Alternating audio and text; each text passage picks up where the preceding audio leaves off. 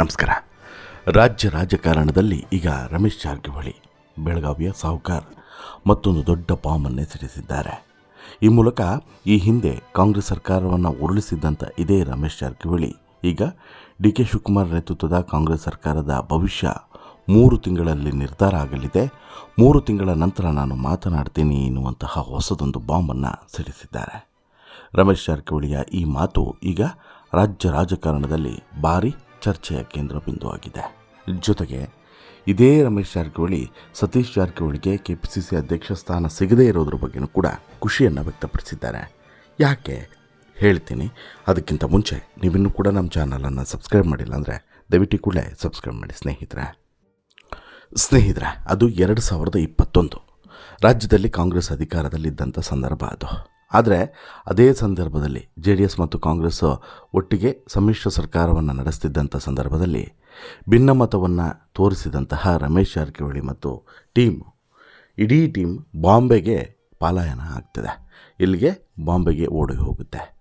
ಈ ಇಡೀ ಟೀಮು ಬಾಂಬೆಗೆ ಓಡಿ ಹೋಗೋದಕ್ಕೆ ಪ್ರಮುಖವಾದಂಥ ಕಾರಣಕರ್ತ ಯಾರು ಅಂತೇಳಿ ಕೇಳಿದ್ರೆ ಅದೇ ರಮೇಶ್ ಜಾರಕಿಹೊಳಿ, ಬೆಳಗಾವಿಯ ಸಾಹುಕಾರ ರಮೇಶ್ ಜಾರಕಿಹೊಳಿ ಏನೇ ಮಾಡಿದರೂ ಕೂಡ, ಅಂದರೆ ಕಾಂಗ್ರೆಸ್ನ ನಾಯಕರು ಏನೇ ಪ್ರಯತ್ನವನ್ನು ಮಾಡಿದ್ರೂ ಕೂಡ ಯಾವ ಪ್ರಯತ್ನಕ್ಕೂ ಕೂಡ ಸೊಪ್ಪು ಹಾಕದೆ ಡಿ ಕೆ ಶಿವಕುಮಾರ್, ಸಿದ್ದರಾಮಯ್ಯ ಅಂತಹ ಅಗ್ರಗಣ್ಯ ನಾಯಕರು ಏನೇನೇ ಪ್ರಯತ್ನ ಮಾಡಿದ್ರೂ ಕೂಡ ಇದೇ ರಮೇಶ್ ಜಾರಕಿಹೊಳಿ ಸೊಪ್ಪು ಹಾಕದೆ ಎಲ್ಲರನ್ನು ಕೂಡ ಬಹುತೇಕ ಒಂದು 13-14 ಜನ ಶಾಸಕರನ್ನು ಬಾಂಬೆಗೆ ಕರ್ಕೊಂಡೋಗಿ ಸರ್ಕಾರ ಬೀಳುವಂತೆ ಮಾಡ್ತಾರೆ.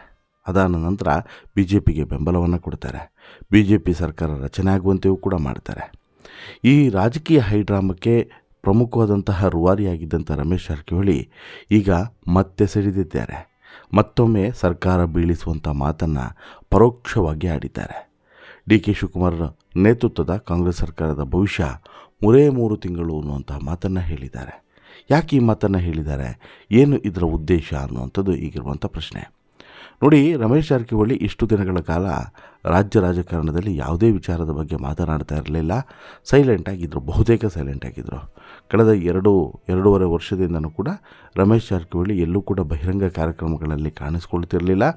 ಜೊತೆಗೆ ಕಾಣಿಸ್ಕೊಂಡ್ರೂ ಕೂಡ ಹೆಚ್ಚಾಗಿ ಏನು ಕೂಡ ರಿಯಾಕ್ಟನ್ನು ಮಾಡ್ತಾ ಇರಲಿಲ್ಲ. BJPಯ ಒಳಗಡೆನ ಆಂತರಿಕ ಸಮಸ್ಯೆ ಏನಿದೆಯೋ ಆದರೆ ಸಾಕಷ್ಟು ಇರೋದ್ರಿಂದ ಅದರ ಬಗ್ಗೆನೇ ಸಾಕಷ್ಟು ಚರ್ಚೆಗಳನ್ನು ಮಾಡ್ತಾಯಿದ್ರು. ಅಲ್ಲಿ ಇಲ್ಲಿ ಬೈಠಕ್ ಮಾಡುವಂಥದ್ದು, ಅಲ್ಲಿ ಇಲ್ಲಿ ಹೋಗಿ ಚರ್ಚೆ ಮಾಡುವಂಥದ್ದು, ಜೊತೆಗೆ ಅದ್ರ ಬಗ್ಗೆನೇ ಸ್ಟೇಟ್ಮೆಂಟನ್ನು ಕೊಡೋದು. ಅಷ್ಟು ಬಿಟ್ಟರೆ ಬೇರೆ ಏನೂ ಕೂಡ ಇಲ್ಲ. ಸಿದ್ದರಾಮಯ್ಯ ನೇತೃತ್ವದ ಸರ್ಕಾರದ ಬಗ್ಗೆ ತುಟಿ ಬಿಚ್ಚಿದ್ದೇ ಕಡಿಮೆ ರಮೇಶ್ ಜಾರಕಿಹೊಳಿ ಅಂತೇಳಿ ಹೇಳ್ಬೋದು. ಆದರೆ ಅದು ಯಾವಾಗ ಡಿ ಕೆ ಶಿವಕುಮಾರ್ CM ಆಗಿ ಅಧಿಕಾರವನ್ನು ವಹಿಸ್ಕೊಂಡ್ರೋ ರಮೇಶ್ ಜಾರಕಿಹೊಳಿಯ ಅಸಲಿ ವರಸೆ ಈಗ ಶುರುವಾಗಿದೆ. ನೋಡಿ, ಇತ್ತೀಚೆಗೆ ಏನು ರಮೇಶ್ ಜಾರಕಿಹೊಳಿ ನಿಧಾನಕ್ಕೆ ರಾಜಕೀಯದಲ್ಲಿ ಆ್ಯಕ್ಟಿವ್ ಆಗಿದ್ದಾರೆ ಅನ್ನೋದಕ್ಕೆ ಸಾಕ್ಷಿಯಾಗಿ ಈಗ 2 ಘಟನೆ ಗೊತ್ತಾಗ್ತಿದೆ. ಈಗಾಗಲೇ ಇದೇ ರಮೇಶ್ ಜಾರಕಿಹೊಳಿ ದಾವಣಗೆರೆಯಲ್ಲಿ ನಡೆದಂಥ ಒಂದು ಸಮಾವೇಶದಲ್ಲಿ ಮಾತನಾಡುವಂಥ ಸಂದರ್ಭದಲ್ಲಿ ಬಹಿರಂಗವಾಗಿ ಕೆಲವೊಂದಷ್ಟು ವಿಚಾರಗಳನ್ನು ಹೇಳಿದ್ದಾರೆ. ಏನು ಹೇಳಿದ್ದಾರೆ ಅಂತ ಹೇಳಿದರೆ, ಈಗಾಗಲೇ KPCC ಅಧ್ಯಕ್ಷ ಸ್ಥಾನದ ಮೇಲೆ ಕಣ್ಣಿಟ್ಟಿದ್ದಂತಹ ಸತೀಶ್ ಜಾರಕಿಹೊಳಿಗೆ ಅಧ್ಯಕ್ಷ ಸ್ಥಾನ ಕೈತಪ್ಪಿದೆ, ಒಳ್ಳೆಯದಾಯಿತು ಅಂತ ಹೇಳಿಬಿಟ್ಟು ಸ್ಫೋಟಕವಾದಂಥ ಸ್ಟೇಟ್ಮೆಂಟನ್ನು ಈಗ ಇದೇ ರಮೇಶ್ ಜಾರಕಿಹೊಳಿ ಕೊಟ್ಟಿದ್ದಾರೆ. ಸತೀಶ್ ಜಾರಕಿಹೊಳಿ ಕುರಿತು ಮಾತನಾಡುವಂಥ ಸಂದರ್ಭದಲ್ಲಿ ಸ್ಫೋಟಕವಾದಂಥ ಸ್ಟೇಟ್ಮೆಂಟನ್ನು ಕೊಟ್ಟಿದ್ದಾರೆ. ಯಾಕಂತ ಹೇಳಿದ್ರೆ ಇಲ್ಲಿ ರಮೇಶ್ ಜಾರಕಿಹೊಳಿ ಈ ಮಾತನ್ನು ಹೇಳೋದಕ್ಕೆ ಒಂದು ಕಾರಣವೂ ಕೂಡ ಇದೆ. 2028ಕ್ಕೆ BJP ಸರ್ಕಾರ ಅಧಿಕಾರಕ್ಕೆ ಬರ್ತದೆ. ಸತೀಶ್ ಜಾರಕಿಹೊಳಿ KPCC ಅಧ್ಯಕ್ಷ ಆಗದೇ ಇರೋದೇ ದೇವರು ಒಳ್ಳೆಯದನ್ನೇ ಮಾಡಿದ್ದಾನೆ. ಯಾಕಂತ ಹೇಳಿದ್ರೆ ಆಗ ಸೋತರೆ ಈ ಸೋಲನ್ನು ಈ ಸತೀಶ್ ತಲೆ ಮೇಲೆ ಅಥವಾ ನಮ್ಮ ಸಮುದಾಯದ ಮೇಲೆ ಕಟ್ತಾರೆ. ಹಾಗಾಗಿ ಇಲ್ಲಿ ನಾವು ಈ ವಿಚಾರದ ಬಗ್ಗೆ ಯಾವುದೇ ಮಾತನಾಡದೇ ಇರೋದು ಬೆಟರು. ಹಾಗೆಯೇ ಸತೀಶ್ ಜಾರಕಿಹೊಳಿಗೆ ಅಧಿಕಾರವನ್ನು ಕೊಡದೇ ಇರೋದೇ ಬೆಟರ್. ಇವರು ಸೋಲೋದು, ಕಾಂಗ್ರೆಸ್ನವರು ಸೋಲೋದು, ಅದನ್ನು ಸತೀಶ್ ಜಾರಕಿಹೊಳಿ ತಲೆ ಮೇಲೆ ಕಟ್ಟೋದು, ನಮ್ಮ ನಾಯಕ ಸಮುದಾಯದ ಮೇಲೆ ಕಟ್ಟೋದು ಯಾಕೆ ಬೇಕು ಅನ್ನುವಂಥದ್ದು ಇವರ ಅಭಿಪ್ರಾಯ. ಇದೇ ವೇಳೆ ಮತ್ತೆ ರಮೇಶ್ ಜಾರಕಿಹೊಳಿ ಒಂದು ಬಾಂಬನ್ನು ಕೂಡ ಹಾಕ್ತಾರೆ. ಸ್ಫೋಟಕವಾದಂಥ ಸ್ಟೇಟ್ಮೆಂಟನ್ನು ಕೊಡ್ತಾರೆ. 3 ತಿಂಗಳ ಬಳಿಕ ಸರ್ಕಾರದ ಬಗ್ಗೆ ಮಾತನಾಡ್ತೇನೆ. ಡಿ ಕೆ ಶಿವಕುಮಾರ್ ಪ್ರಮಾಣ ವಚನ ಸ್ವೀಕಾರ ಮಾಡಿ ಇನ್ನೂ 10 ದಿನ ಕಳೆದಿದೆ. ಮಂತ್ರಿಮಂಡಲ ರಚನೆ ಮಾಡೋದಕ್ಕೂ ಕೂಡ ಇನ್ನೂ ಆಗಲಿಲ್ಲ. ಇನ್ನೂ 1 ತಿಂಗಳು ಹೋಗುತ್ತೆ. ಈಗಲೇ ಮಾತನಾಡಿದರೆ ಹತಾಶ ಭಾವ ಅಂಥೇಳಿ ಆಗುತ್ತೆ. ಹಾಗಾಗಿ ಏನು ಕೂಡ ನಾನು ಮಾತನಾಡೋದಿಲ್ಲ. 3 ತಿಂಗಳು ಹೋಗಲಿ, ಆಮೇಲೆ ನಾನು ಮಾತನಾಡ್ತೇನೆ ಮತ್ತು 3 ತಿಂಗಳ ನಂತರ ಅಧಿಕಾರವನ್ನು ನಡೆಸಲಿ ಅನ್ನೋ ರೀತಿಯಲ್ಲೂ ಕೂಡ ರಮೇಶ್ ಜಾರಕಿಹೊಳಿ ಮಾತನಾಡಿದ್ದಾರೆ. ಅಲ್ಲಿಗೆ ಈಗಾಗಲೇ ಡಿ ಕೆ ಶಿವಕುಮಾರ್ ಅವರು ಸಿ ಎಮ್ ಆಗಿ ಅಧಿಕಾರವನ್ನು ವಹಿಸ್ಕೊಂಡಿರುವಂಥದ್ದು ರಮೇಶ್ ಜಾರಕಿಹೊಳಿಗೆ ಸಹಿಸಿಕೊಳ್ಳೋದಕ್ಕೆ ಸಾಧ್ಯವಾಗ್ತಿಲ್ಲ ಅನ್ನೋದು ಒಂದು ಕಡೆ. ಆದರೆ ಮತ್ತೊಂದು ಕಡೆ 3 ತಿಂಗಳ ನಂತರ ತನ್ನ ಆಟ ಶುರುವಾಗುತ್ತೆ ಅನ್ನುವಂತಹ ಮುನ್ಸೂಚನೆಯನ್ನು ಕೂಡ ರಮೇಶ್ ಕೊಟ್ಟಂತಾಗಿದೆ. ಅಲ್ಲಿಗೆ ಮತ್ತೆ ಆಪರೇಷನ್ BJP ಅಥವಾ ಆಪರೇಷನ್ ಕಮಲ ಶುರುವಾಗುತ್ತಾ ಅನ್ನುವಂತಹ ಭೀತಿ ಈಗ ಒಂದಷ್ಟು ಜನರಿಗೆ ಕಾಡ್ತಾ ಇದೆ. ಇನ್ನೊಂದಷ್ಟು ಜನರಿಗೆ ಈಗಾಗಲೇ ನಿಮ್ಗೆ ಗೊತ್ತಿದೆ ರಮೇಶ್ ಜಾರಕಿಹೊಳಿಗೂ ಮತ್ತು ಡಿ ಕೆ ಶಿವಕುಮಾರ್ಗೂ ಯಾವ ವೈಯಕ್ತಿಕವಾದಂಥ ದ್ವೇಷ ಇದೆ ಅಂತೇಳಿ. ಒಬ್ಬರನ್ನು ಕಂಡ್ರೆ ಇನ್ನೊಬ್ಬರು ಹಾವು ಮುಂಗುಸಿಯ ರೀತಿಯಲ್ಲಿ ಆಡ್ತಾರೆ, ಅಂದರೆ ಅಕ್ಷರಶಃ ಉರಿದು ಬೀಳ್ತಾರೆ.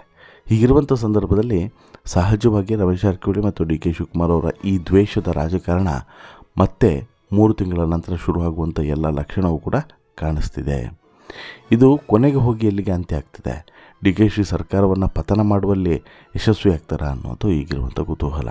ಬಟ್ ಸದ್ಯಕ್ಕಿರುವಂಥ ಇನ್ಫಾರ್ಮೇಷನ್ನ ಪ್ರಕಾರ ಆ ರೀತಿಯಾದಂಥ ಚಾನ್ಸಸ್ ತುಂಬ ವಿರಳ ಇದೆ, ಅಂದರೆ ಸಾಧ್ಯವಿಲ್ಲ ಅನ್ನುವಂಥ ಮಾತುಗಳೇ ಹೆಚ್ಚಾಗಿ ಕೇಳಿ ಬರ್ತಾಯಿದೆ. ಯಾಕಂತ ಹೇಳಿದ್ರೆ ಒಂದು ಈ ಡಿ ಕೆ ಶಿವಕುಮಾರ್ ಅವರು ಸರ್ಕಾರವನ್ನು ರಚನೆ ಮಾಡಿದ್ದೇ ಒಂದು ಕನಸಿನ ಕೂಸಾಗಿ, ಅಂದರೆ ಅವ್ರಿಗೆ ಸಿ ಎಮ್ ಆಗಬೇಕು ಅನ್ನುವಂಥದ್ದೇ ದೊಡ್ಡ ಕನಸಾಗಿತ್ತು. ಅಂಥದ್ರಲ್ಲಿ ಈಗ ರಮೇಶ್ ಜಾರಕಿಹೊಳಿಗೆ ಅಷ್ಟು ಈಸಿಯಾಗಿ ಡಿ ಕೆ ಶಿವಕುಮಾರ್ ಬಿಟ್ಕೊಟ್ಬಿಡ್ತಾರ? ಇಲ್ಲ. ಆಮೇಲೆ ಪ್ರಮುಖವಾಗಿ ಸಿದ್ದರಾಮಯ್ಯ ಇಲ್ಲಿ ಆ್ಯಕ್ಟಿವ್ ಇದ್ದಾರೆ, ಏನೂ ಕೂಡ ಸಮಸ್ಯೆ ಇಲ್ಲ. ಹಾಗಿರುವಾಗ ರಮೇಶ್ ಜಾರಕಿಹೊಳಿ ಬಾಲ ಬಿಚ್ಚೋದಕ್ಕೆ ಅಸಾಧ್ಯ ಅನ್ನುವಂಥ ಮಾತುಗಳು ಕೂಡ ಕೇಳಿ ಬರ್ತಿದ್ದಾವೆ. ಬಟ್ ಸಹಜವಾಗಿ ರಮೇಶ್ ಜಾರಕಿಹೊಳಿಗೆ ಡಿ ಕೆ ಸಿ ಎಮ್ ಆಗಬಾರ್ದಾಗಿತ್ತು. ಅದೇ ಕಾರಣಕ್ಕೆ ಈ ಬಾಂಬ್ಗಳನ್ನು ಹಾಕ್ತಿದ್ದಾರೆ. ಬಟ್ ಈ ಬಾಂಬೇನೂ ಯಶಸ್ವಿ ಆಗಲ್ಲ ಅನ್ನುವಂಥದ್ದು ಕಾಂಗ್ರೆಸ್ ಪಾಳ್ಯದಲ್ಲಿ ಕೇಳಿ ಬರ್ತಿರುವಂಥ ಮಾತುಗಳು. ಬಟ್ ಕಾದು ನೋಡಬೇಕು. ರಮೇಶ್ ಜಾರಕಿಹೊಳಿ ಹಾಗೇನೋ ಸುಮ್ಮನೆ ಸ್ಟೇಟ್ಮೆಂಟ್ ಕೊಡುವಂಥ ಮನುಷ್ಯ ಅಲ್ಲ. ಬಟ್ ಈ ಸ್ಟೇಟ್ಮೆಂಟು ಕೇವಲ ಸ್ಟೇಟ್ಮೆಂಟಾಗಿ ಉಳಿಯುತ್ತಾ ಅಥವಾ ಇಂಪ್ಲಿಮೆಂಟ್ ಆಗುತ್ತಾ ಅನ್ನೋದಕ್ಕೆ ಕಾಲವೇ ಉತ್ತರ ಕೊಡಲಿದೆ. ನೋಡೋಣ 3 ತಿಂಗಳಾದ ಬಳಿಕ ಏನೆಲ್ಲ ಆಗುತ್ತೆ ಅಂತ ಹೇಳ್ಬಿಟ್ಟು. ನಿಮಗೇನು ಅನಿಸುತ್ತೆ ಸ್ನೇಹಿತರೆ? ರಮೇಶ್ ಜಾರಕಿಹೊಳಿ ಬಾಲ ಬಿಚ್ಚೋದಕ್ಕಾಗುತ್ತಾ? ಸರ್ಕಾರವನ್ನು ಬೀಳಿಸೋದಕ್ಕೆ ಸಾಧ್ಯನಾ? ನಿಮ್ಮ ಅಭಿಪ್ರಾಯವನ್ನು ಕಮೆಂಟ್ ಮಾಡಿ ತಿಳಿಸಿ. ಜೊತೆಗೆ ಇಷ್ಟು ಇಷ್ಟ ಆಯಿತು ಅಂತ ಹೇಳಿದ್ರೆ ಲೈಕ್ ಮಾಡಿ, ಶೇರ್ ಮಾಡಿ, ಚಾನಲ್ಗೆ ಸಬ್ಸ್ಕ್ರೈಬ್ ಆಗೋದನ್ನು ಮರಿಬೇಡಿ. ಧನ್ಯವಾದ.